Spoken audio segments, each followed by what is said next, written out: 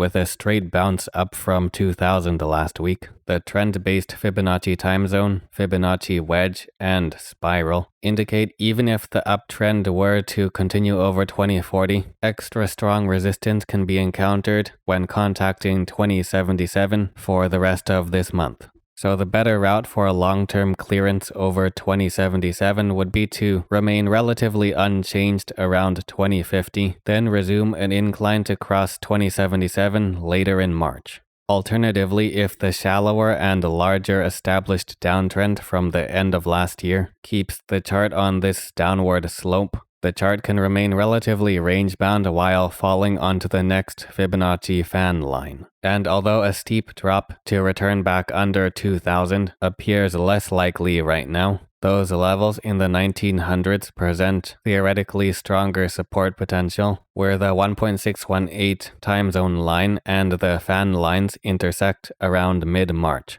Then crude oil recently going back over the solid 76 level. So if price can keep consistently closing over 76 into the first week of March, conditions improve to establish a more significant uptrend. After 78, the next major long-term level is at 84. For those with the expectation of another downswing at these previous highs, a shallow uptrend can still continue if price doesn't go under 72, which would likely only be breached with a major bearish news catalyst into the second quarter of the year.